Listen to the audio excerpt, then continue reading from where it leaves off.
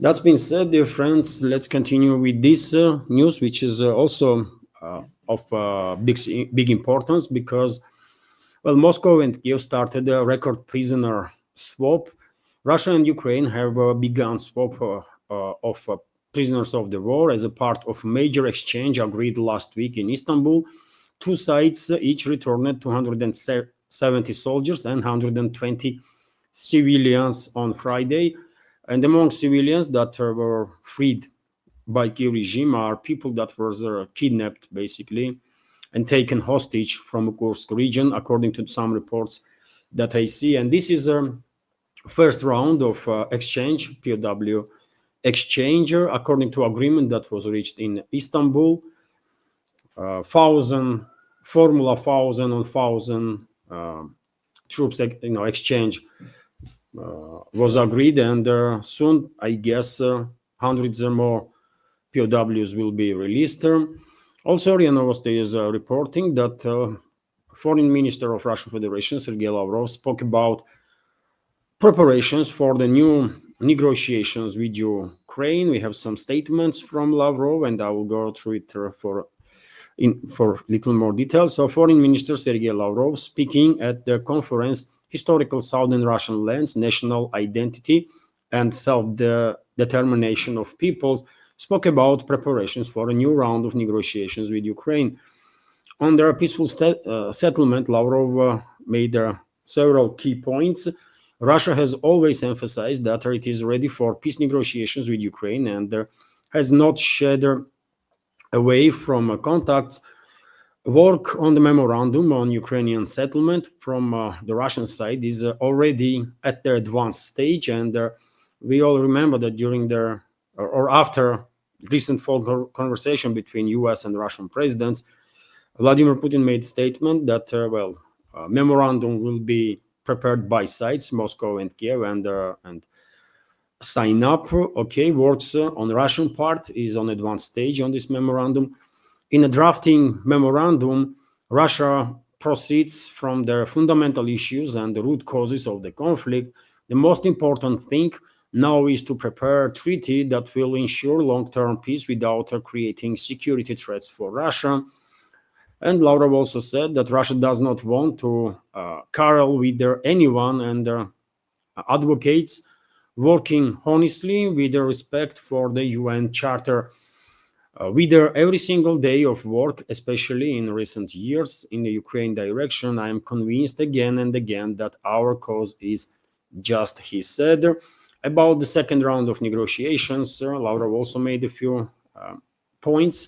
There will be a second round of negotiations. Kiev has confirmed this, and this is already a positive development. The dates and location of the second meeting have not yet been determined. I remind you, dear friends, that Vatican was mentioned by Western media originally as a potential place where direct talks between Moscow and Kiev might take place. And Lavrov also mentioned the Vatican. The scenario of holding next round of talks in the Vatican is unrealistic, according to a Russian foreign minister. We have a quote here: imagine the Vatican as a venue for negotiations. It is a little inelegant, I would say, when Orthodox countries discuss issues related to eliminating root causes of their Catholic platform, on a Catholic platform. I think that for the Vatican itself, it will not be very comfortable to receive delegations from two Orthodox countries under these conditions. Well, he has a point here. Two Orthodox countries are, at least formally, Ukrainian people still Orthodox Christians, although many residents of Kiev-controlled territory commit unforgivable sin, and they join this sect, criminal organization, basically, that was created in Ukraine under the name of Orthodox Church. They are criminals, all of them, by the way. They are not Orthodox. They have nothing to do with Orthodoxy. They committed sin and will never be forgiven for that. But Russia is an Orthodox country for sure. Majority of Russians, and Orthodoxy has a huge role, obviously. And I also find it kind of strange. Why should Moscow negotiate peace in the Vatican, by the way, in the center of Catholic Christianity? I see no point in that. On the U.S. position, Lavrov stated that Ukraine expected U.S. support to be eternal, but Trump's position is not that this is not his war.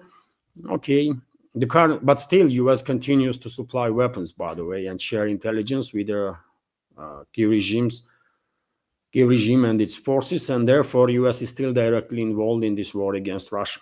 It is what it is. Statements are interesting, but real politics, that's what matters. And unfortunately, U.S. is still engaged directly in this war against Russia that globalists and collectivist West is waging. The current U.S. administration is guided by national interests when building a dialogue with Russia. Okay, that would be good if true, but yet again, we should all keep in mind that even in current administration, by the way, which won the elections based on a slogan "America First," we are seeing neocon elements, right? And neocons were never for people and never for America. They have very different agendas, right? And neocons are basically allies of globalists. So therefore, I would not be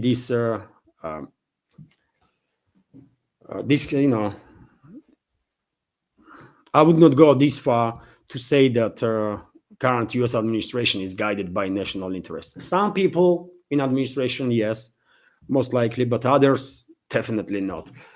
United States, unlike the Europeans, openly talk about the need to discuss the territorial issue of Ukraine. Okay, it is important to not to indulge in illusions and to understand that there have been a case when Americans change their positions. Okay, this is life. You can't escape it, but you certainly have to take into account, and we, of course, take it into account when planning our steps. Lavrov said in regards to shifts in U.S. policies that occurs quite often. By the way, basically every other administration, quite often undoes whatever was done by previous administrations, agreements, and so on.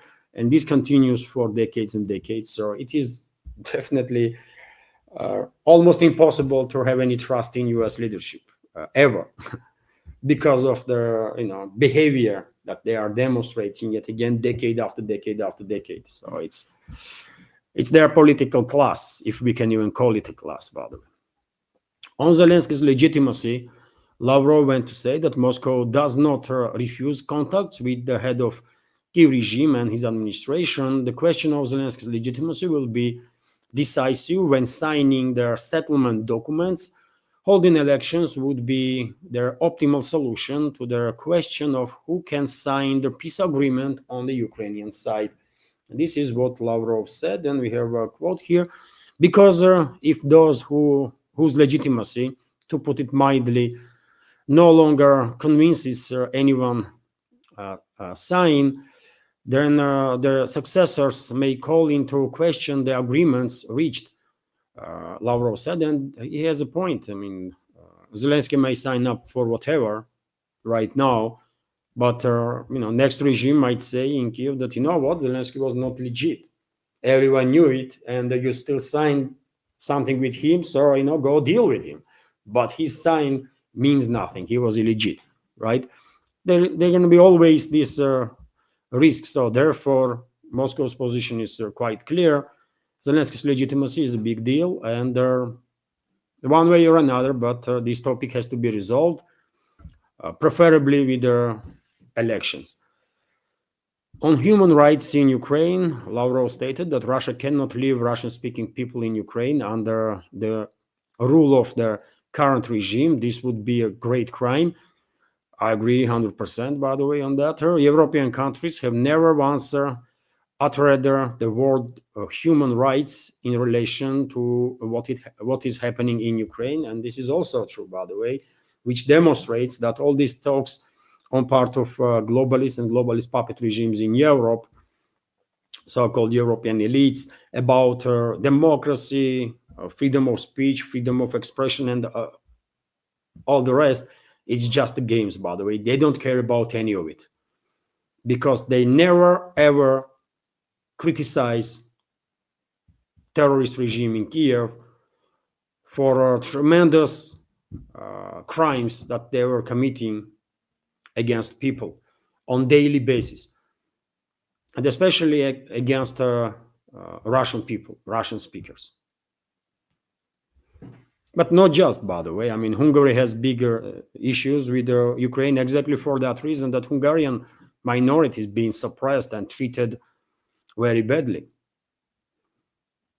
But where is the Brussels, by the way? Where is the elites of UK and France and Germany that love to talk about freedom and democracy and human rights? Did they ever criticize this terrorist regime in Kiev? Never. Because they just don't care, man. They are just fooling their own fellow citizens in their countries that they are good people and they care about some good stuff. In reality, they are all scum of humanity. That's what they are, man. Dear friends, I hope you like my work and want to help preserve this independent media project, and if so, let me go through several means that can be used for assistance. First is a PayPal platform. Once you click on PayPal link under my videos in description box and in the pinned comment, this account will open, which belongs to my wife Anna Philipson Caballero, so feel free to donate through this account. Second way is a Boosty platform where you can send a tip or donate, which is basically the same, and also you can become a Patreon for the project. You can subscribe to my page while choosing your level of support. Third way is a Patreon platform where I already have 370 extra content videos. You can also choose your level of monthly support from $5 to $10, $20, $50, $100 and become a Patreon, or you can use another feature that Patreon has, which is access to each videos for a certain amount of money. Now this is $3, so you can access to any video for $3. Relatively new feature that Patreon adopted, and it might be helpful also if for whatever reason you don't want to become a monthly supporter. And there is another way, which is a Rumble platform, dear friends. Whenever I have a pre-planned live stream or live stream is on air, you can become a premium subscriber. You can give premium subscription to other members of the community, or you can use a rant feature that Rumble has, which is basically similar to super chat on YouTube. All the links, dear friends, all the links to all these platforms that I just show you are under my videos in the description box and in the pinned comments, including address to crypto wallet. I hope this video will be useful in case you are considering support for my work and this media project. Many thanks to all the members of our community who already supported. Have a wonderful day and take care.